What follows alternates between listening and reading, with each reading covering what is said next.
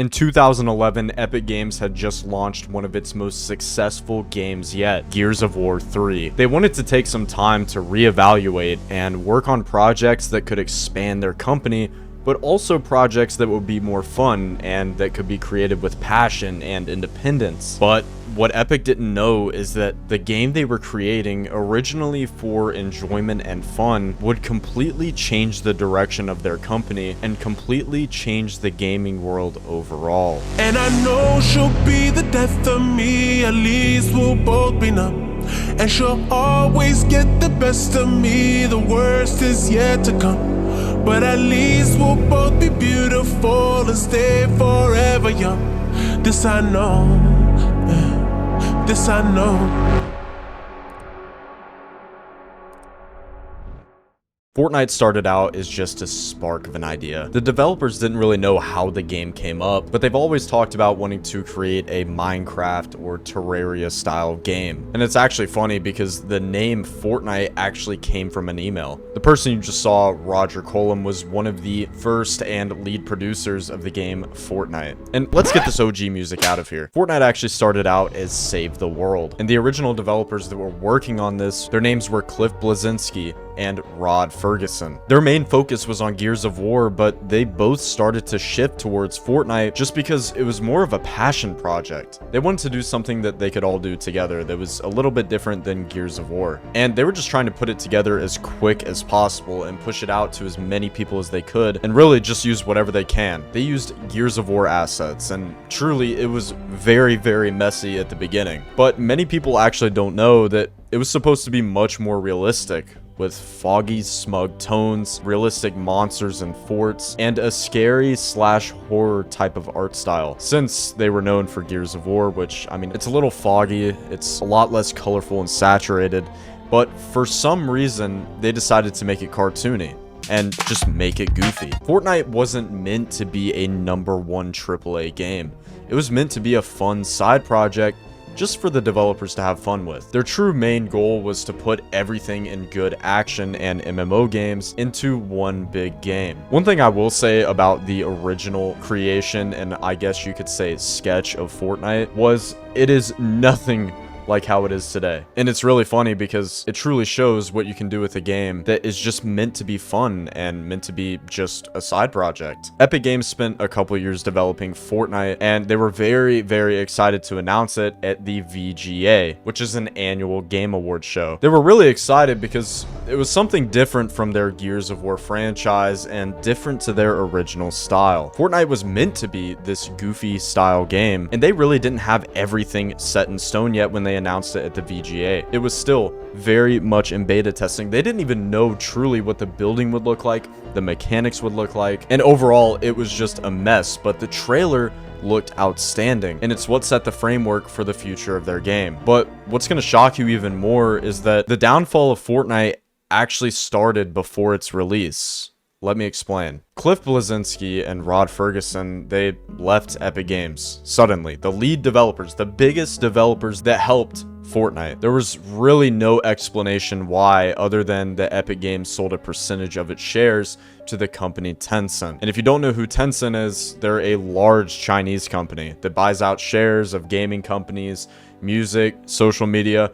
Anyways, that's a whole other video and a whole other rabbit hole to go down. But what I'm guessing is that the developers did not want to sell out and have others take control of their company and overall their games that they spent their lives on. The people that were still at Epic Games were scared since they didn't know who would step up for Fortnite. And that's when another developer that came across from different games named Darren Sugg took the plate. The game shifted a little bit so that it was more simplistic, which is why I think it helped them later down the road. And what I mean by simplistic is easily being able to throw up a wall and little things like crafting and harvesting. It was so much easier in Fortnite than really in any other game, which is why I think is what made it so special. Epic Games, especially Roger Cullum, felt that Fortnite was the right way to their success. But what Epic Games didn't know, and the entirety of the world, is that Fortnite wouldn't be known by what they were spending most of their development time on. It would be something completely different that would completely change the world. But before we get to that, we need to talk about how well Save the World did. And did it influence the development of Fortnite Battle Royale because they knew that they could do more with their game? It's actually kind of funny because in 2017, before Battle Royale was even released, Save the World sold over 500,000 digital pre-order copies by July 26th and surpassed 1 million players by August, which is only a month before Battle Royale came out. Now, you've kind of got to understand this though. 1 million players is a lot of people, but $40 million for a game that has been created for such a long time and developers had such high hopes for just isn't enough money at all. And you got to keep in mind as well is that players waited for so long for this game. Most waited 6 to 7 years, which is really a long development time. And there were so many zombie MMO games that a lot of players that were waiting just felt that it wasn't worth the wait. It was still very buggy on release. And whenever you wait that long for a game, you build higher and higher hopes just because the development takes so much longer and you think that the company is trying to make it as perfect as possible. But the problem that I feel like would have helped Epic Games with Save the World in the long run is they should have had a more dedicated team to this. They did have a lot of people use it as a side project, but whenever you have so many people waiting for a game, especially close to 5 million players, and not even 75% of them actually buy the game, there's obviously something that you're doing wrong. So Donald Mustard, the chief creative officer of Epic Games, and Tim Sweeney, the CEO and founder of Epic Games, and also some other executives, they noticed that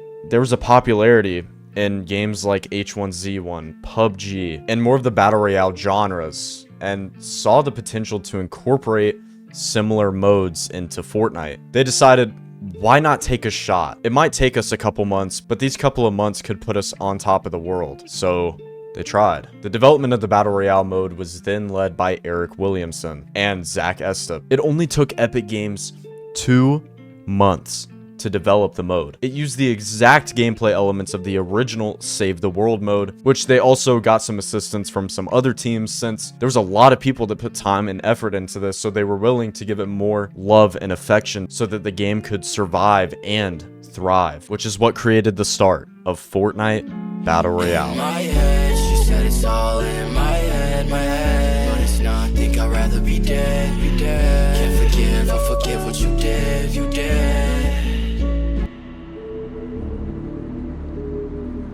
The impactful creation of Fortnite Battle Royale is not what you think it would be. It was a lot different from Save the World because there was an important key aspect that I think Battle Royale got best to help it on its growth, and the iconic longevity of the game. It's a pretty easy guess, but it's mainly the storyline. So how was the storyline even created? Who created it? And why would Epic Games even decide to add this into a Battle Royale game in the first place? In the beginning, Fortnite didn't have a storyline at all. Epic Games was still mainly focused on Save the World, but once they saw that Battle Royale was doing better numbers than Save the World, especially near the end of Season 2, they knew that they needed to innovate in some way. The individual that we talked about earlier, Donald Mustard, who was the chief creative officer at Epic Games, knew that Fortnite wouldn't be separated from other Battle Royale games unless they did something that was unheard of. The biggest strong point with Battle Royale at the beginning as well is that it was completely free. There were optional cosmetics that you could buy, which really did help Battle Royale in the long run, but Donald Mustard knew that there was more that they had to add so that they could get everybody playing this game, especially at one time, because if you have a concurrent player count record, then you will be posted on news headlines, Instagram, Twitter, and overall it's just a huge marketing decision. Epic Games didn't even plan Fortnite's storyline from the start.